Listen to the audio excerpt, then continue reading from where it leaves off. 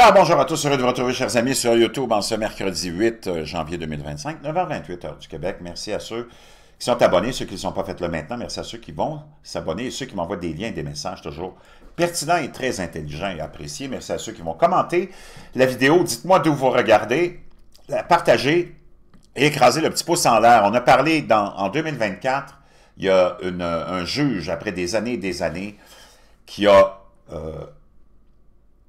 comment dire, confirmer ce sur quoi on avait un doute depuis longtemps, c'est que le fluor dans l'eau est nocif pour le développement du cerveau des enfants. Et j'imagine, on est passé par là, donc on a été enfant, notre cerveau a été aussi affecté. Et là, il y a une nouvelle étude qui dit que le fluor est à nouveau étudié pour son éventuel effet sur le cerveau des enfants. Une nouvelle étude sur des recherches antérieures établit un lien entre l'eau fluorée et un quotient intellectuellement légèrement inférieur chez les enfants.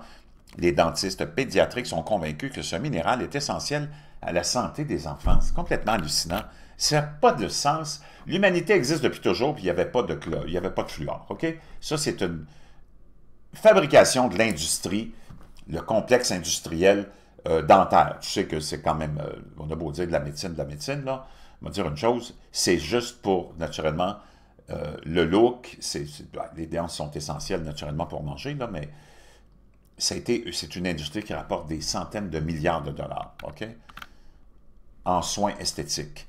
Un nouveau rapport soulève une fois de plus la question de savoir s'il existe un lien entre le fluor dans l'eau potable et des niveaux de quotient intellectuel inférieurs chez les enfants. L'étude, publiée lundi dans JAMA Pediatrics, c'est une revue de 74 autres études explorant la manière dont le minéral peut affecter les niveaux de quotient intellectuel des enfants. L'analyse a révélé une association statistiquement significative entre une exposition élevée au fluor et des scores de quotient intellectuel plus faibles chez les enfants. Elle a montré que plus un enfant est exposé au fluor, plus il est probable que son quotient intellectuel soit plus faible que s'il n'y avait pas été exposé. A écrit Kayla Taylor, auteure de l'étude des scientifiques de la santé au National Institute and Environmental Health Studies, des National Institute of Health, des fameuses associations ou Institut national de la santé, dans un courriel. Pour chaque petite augmentation du fluor trouvé dans l'urine des enfants, écrit Taylor, il y a une diminution de 1,63 points du quotient intellectuel chez les enfants. Les chercheurs n'ont pas suggéré de supprimer le fluor de l'eau potable, selon les auteurs de l'étude. La plupart des 74 études qu'ils ont examinées étaient de mauvaise qualité. Toutes ont été réalisées dans des pays autres que les États-Unis, comme la Chine, où les chercheurs ont analysé les niveaux de fluor dans l'eau et dans l'urine. Les niveaux de fluor en Chine et dans d'autres pays ont tendance à être beaucoup plus élevés qu'aux États-Unis, a noté les chercheurs. Blablabla, blablabla. Ce que nous avons noté ou constaté dans les régions où le fluor a été supprimé, c'est que le taux de caries dentaires a augmenté de façon spectaculaire. Ah, vraiment? Ah, bouge pas. J'ai quelque chose à te partager. Donc, j'ai un autre article qui nous vient de The Atlantic, qui est quand même un site du complexe médiatique, là, at large. C'est pas un site conspirationniste. Lors d'une visite il y a eu un papier qui a été écrit en 2020, avril, OK? La fluoration de l'eau est-elle encore une bonne idée? C'est une technologie vieille de 75 ans, ou peut-être devrions-nous la repenser? Je blâme mes dentistes pour des soins dentaires médiocres. Barbara et Gordon font un excellent travail. Je leur reproche de m'avoir envoyé dans un tourbillon d'anxiété dento-épistémologique. Lors d'une visite chez le dentiste il n'y a pas longtemps, Barbara m'a raconté qu'à la fin des années 70, lorsqu'elle étudiait à l'école dentaire, ses professeurs s'attendaient à ce que la plupart des patients de la classe moyenne perdent beaucoup de leurs dents et aient besoin de prothèses dentaires à l'âge de 60 ans. Aujourd'hui, a-t-elle expliqué, la plupart des gens de la classe moyenne gardent leurs dents jusqu'à 80 ans. La principale raison à cela, a expliqué Barbara, est la fluoration de l'eau, la pratique consistant à ajouter des composés fluorés dans l'eau potable de la communauté pour lutter contre la carie dentaire. Mais pour des raisons que je ne me rappelle plus, j'ai fait cette remarque sur les réseaux sociaux, la réponse inévitable, mais quelqu'un mais quelque peu surprenante, des gens que je connaissais se sont donné la peine de me dire que j'étais un idiot et que la fluoration était terrible.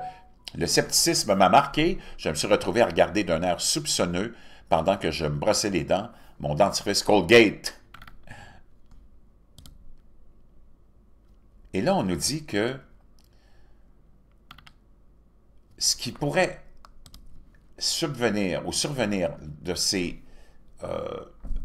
cette fluoration de l'eau, les effets secondaires, elle dit, j'ai rapidement découvert que les effets secondaires potentiels comprennent des douleurs articulaires, des fractures osseuses, une diminution du sperme.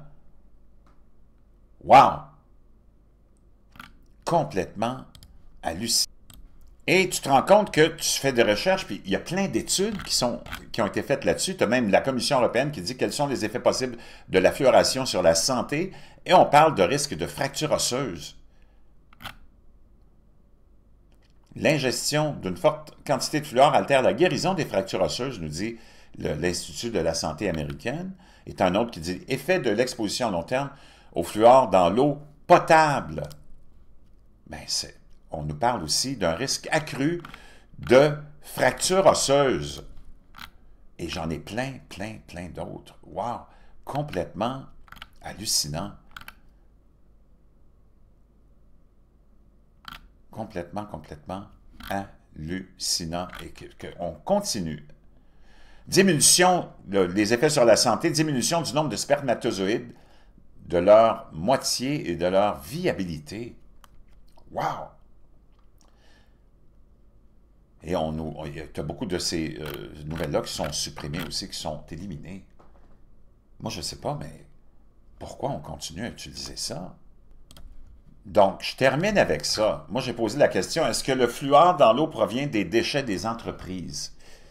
Et l'intelligence artificielle te répond, oui, le fluor dans l'eau provient des déchets industriels. Le fluor présent dans l'eau provient des déchets industriels tels que ceux de l'industrie des engrais phosphatés. Le fluor présent dans l'eau peut contenir des traces d'arsenic et de plomb. L'industrie du phosphate aurait du mal à éliminer ces déchets de fluor si elle n'était pas en mesure de les vendre aux municipalités pour la fluoration de l'eau.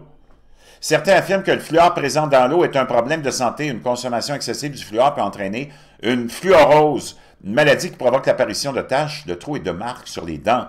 Les composés fluorés sont des biodégradables et s'accumulent donc dans l'environnement. Ne sont pas biodégradables, pardon. Et s'accumulent dans l'environnement, la chaîne alimentaire, les os et les dents des personnes. Wow! Beaucoup sont surpris d'apprendre que, contrairement au fluor de qualité pharmaceutique contenu dans leur dentifrice, le fluor de leur eau est un déchet industriel non traité qui contient des traces d'arsenic et de plomb. Aïe, aïe! Et c'est comme ça qu'on aurait eu l'idée, parce qu'à l'époque, dans les premières villes, au début du 19e siècle, ou du 20e, mais 19e, je pense, on aurait eu l'idée, chez ces entreprises-là de minage, puis d'extraction de toutes sortes, de passer leurs déchets industriels